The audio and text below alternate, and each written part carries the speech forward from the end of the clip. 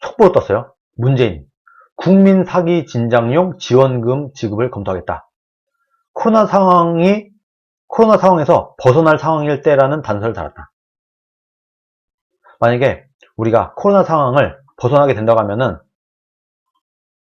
국민 위로 지원금, 국민 사기 진작용 지원금 지급을 검토할 수 있다. 이렇게 문재인이 얘기를 했습니다.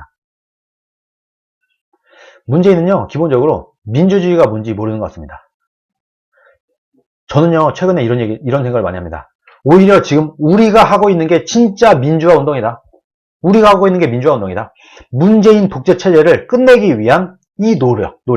뭐 SNS가 될 수도 있고, 이렇게 유튜브가 될 수도 있고, 모든 정치 활동이 그렇습니다. 여러분들이 하는 모든 정치 활동, 대한민국이 바뀌길 바라는 모든 정치 활동, 요게 지금 2021년 버전의 민주화 운동인 겁니다. 진짜 민주주의를 만들어야 된다, 대한민국에. 가짜 민주주의 말고, 인민민주주의 말고, 우리들끼리의 좌익적인 민주주의 말고 진짜 자유민주주의를 세워내기 위한, 독재자 문재인을 몰아내고 이 땅에 진짜 자유민주주의를 다시 지켜내기 위한 민주화 운동을 우리가 하고 있는 것이라고 저는 봅니다. 그래서 앞으로는 우리 이 민주화 운동 세력들 때문에 니네가 이렇게 잘 먹고 잘 살고 있는 거야 라고 얘기를 하는 사람이 있다고 하면은, 그런데 그럼 너는 왜 지금 민주화 운동 안 해? 나는 지금 2021년에 지금 민주화 운동을 하고 있어. 문재인의 독재를 막기 위해서 나 지금 민주화 운동 하고 있는데 넌 왜 안 해? 나중에 대한민국이 진정한 민주주의를 되찾았을 때 그때 너는 나한테 고마워할 거야? 이렇게 얘기를 하시면 되겠습니다. 왜? 우리가 지금 하고 있는 게 진짜 민주화 운동이에요. 그들이 하고자 했던 민주화 운동이 뭐였는지는 지금 문재인 정부가 잘 보여주고 있습니다. 독재예요, 독재. 우리식 독재를 하기 위해서 민주화 운동을 한 거예요. 근데 우리가 하는 민주화 운동은 진짜 민주화 운동인 겁니다. 진짜 자유주의, 자유민주주의를 지켜내기 위한 민주화 운동을 우리들이 하고 있는 것이다. 이런 자부심과 자긍심을 가져도 될 것 같습니다. 지금 문재인은 우리가 민주주의라고 하면 이 국가의 주인이 국민이라는 거잖아요. 주권자의 대리인일 뿐이에요, 대통령은. 주권자의 대리인이 주권자인 국민의 돈으로, 국민의 세금으로 위로금을 준다? 국민의 이름으로 빚을 땡겨갖고 마치 내가 왕인 것처럼 왕이 국민들한테, 백성에게 하사하듯이 국민 여러분 코로나 때문에 고생하셨어요. 제가 돈 나눠줄게요. 수고했어. 뭐 왕이 백성들한테 인심 씁니까? 당신 돈이야? 그래도 뭐 왕조 시절에는 그 나눠주는 돈은 왕 재산이었어요. 어떻든지 간에. 근데 이 돈은 우리 돈이잖아.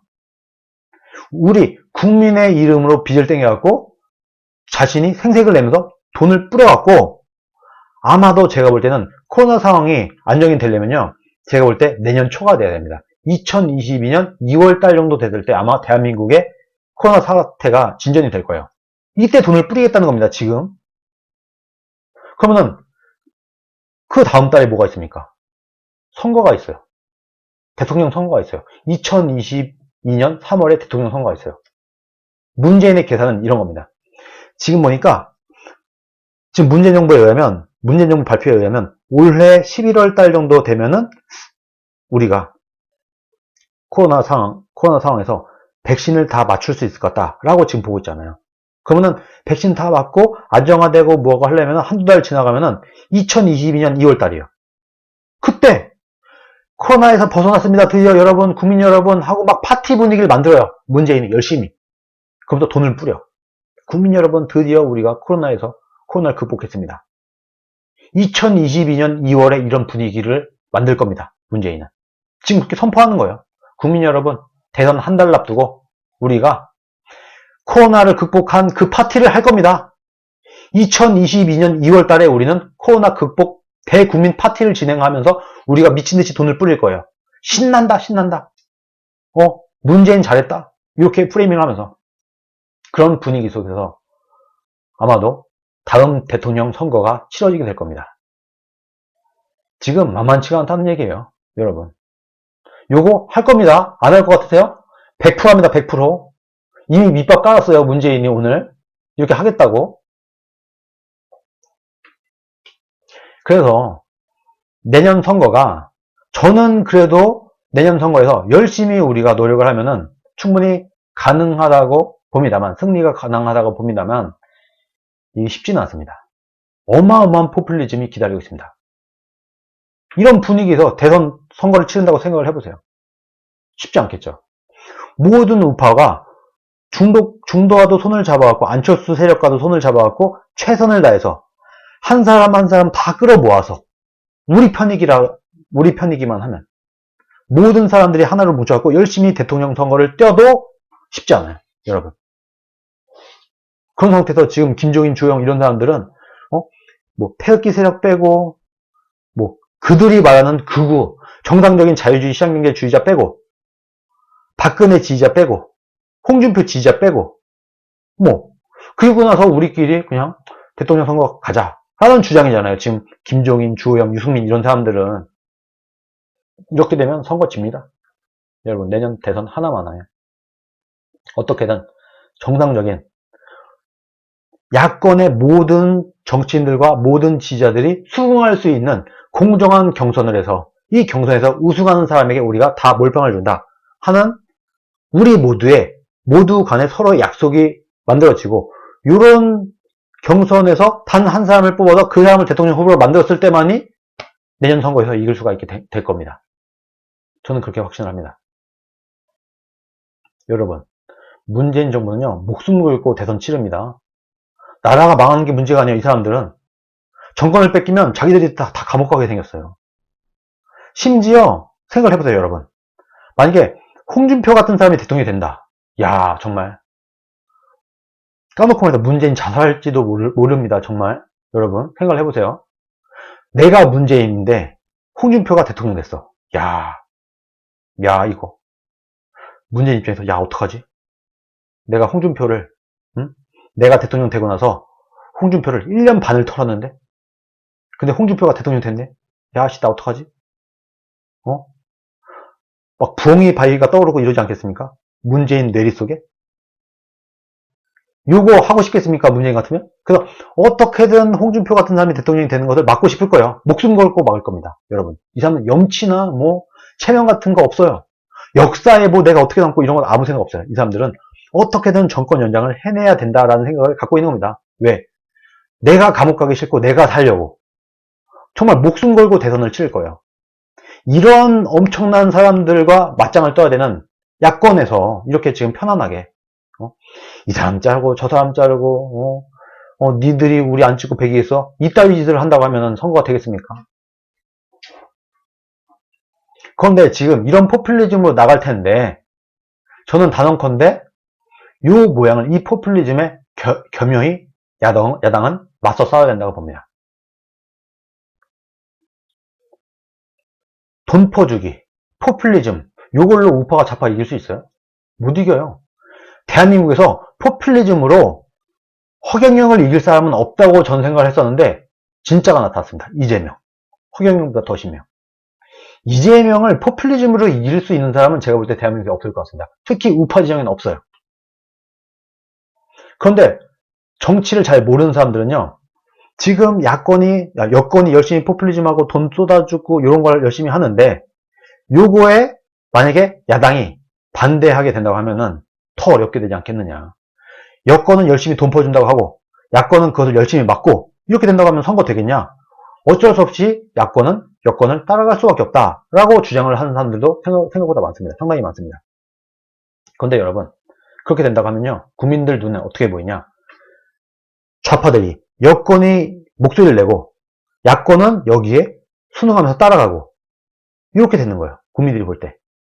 그러면은 일반적인 국민들이 야권을 찍어줄 이유가 없어요. 아예 없어요.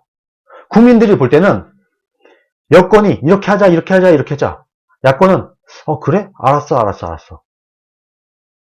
여러분 같으면 이쪽을 찍겠습니까? 이쪽을 찍겠습니까? 이쪽을 찍는 거예요. 그럼 어떻게 해야 되느냐? 아니다. 니네 잘못됐다. 얘네가 좋은 안을 냈다고 하더라도 그거 괜찮지만 이렇게 해야 돼 라고 약간 비판을 하면서 더 좋은 안을 내놓고, 얘네가 포퓰리즘으로 가면 그건 포퓰리즘이야. 우린 그렇게 할 수 없어. 우리는 너네처럼 하지 않겠어. 우리는 대신에 이렇게 하겠어. 다른 대안을 내놔야죠. 대척점을 만들어내야죠. 여당을 비판하면서 반대되는 정책을 만들어 놔야 대척점이 서면서 대한정당으로 어필이 되는 겁니다. 우리는 검은색, 좌파가 우리는 검은색 하면 우파는 우리는 회색. 이딴 식으로 해갖고 국민들에게 어필을 할 수 있겠습니까? 원래요, 이 나라는 정권이 끌고 갑니다. 나라는 국가의 경영은 여권이 하는 거지만 정치판은 야권이 끌고 가는 게 원래 상식이에요. 근데 오늘날 야권은 김종인, 주호영 투톱 체제는 이 무능과 욕심에 의해서 모든 문제, 모든 정치 문제조차 여권이 다 끌고 가고 있어요. 야당이 보이질 않아요. 투명인간이에요. 그래서 지금 지지율이 올라가지 않고 있는 겁니다. 지금 많은 국민들이 개돼지다, 국민들이 이렇게 모른다, 막 이렇게 말씀하시는데, 여러분, 국민의힘당부터 정신 차려야 되지 않겠습니까? 왜 국민의힘당을 지지하지 않느냐? 왜 아직도 민주당을 지지하지 않느냐? 라고 말하기 전에, 국민의힘당이 정상적인 정당이 돼야 일반 국민들에게도, 야, 국민의힘당을 좀 지지해줘. 라고 말할 수 있지 않겠습니까? 지금 무당파로 가 있는 사람들이 30, 40%가 돼요. 이 사람들 중에 절반만 국민의힘당이 끌어모았다고 하더라도 지금 훨씬 앞서고 있을 겁니다. 민주당을. 요거를 하기 위해서 국민들 비판하기 전에 이 국민의힘당을 정상화시키는 노력을 우리끼리 먼저 해야 되지 않겠나 생각합니다.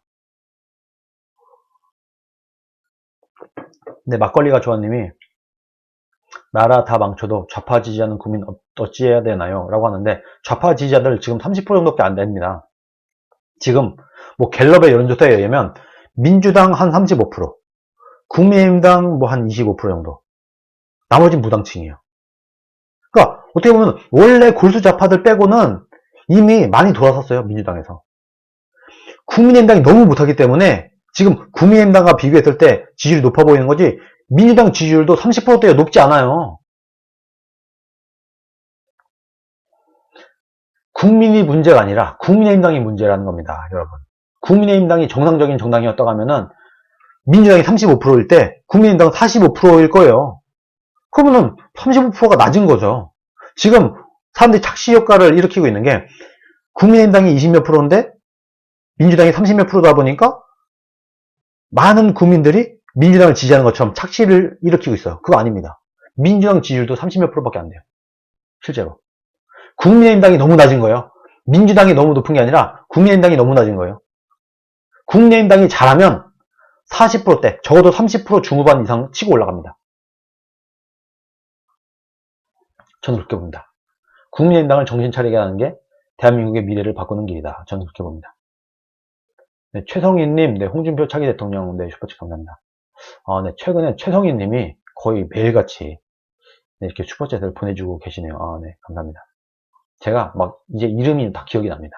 최성희님은. 네, 이해하셨나요? 지금? 많은 국민들이 잘 몰라서 민주당을 지지하는 게 아니라 민주당 지지층들은 약간 스윙보트층은 이미 다 떨어져 나갔어요.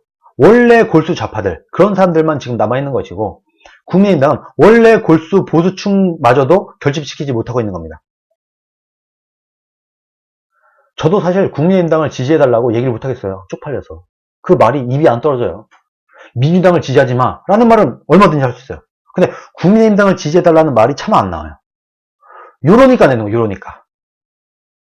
이 김종인 주호영 체제를 빨리 끝내고 이 당을, 이 비상 상황을 빨리 끝내고 정상화 시키게 된다고 하면은, 그리고 이 국민의힘당이 자유주의 시장경제를 지향하는 그런 정당이 되었을 때, 그때 비로소 이 40%에 가까운 그런 국힘당의 지지율이 되면서 이제는 국민들이 볼 때, 이 정도면 뭐 건전한 국민들이 많은 나라가 됐구나 라고 느끼게 될 거라고 생각합니다.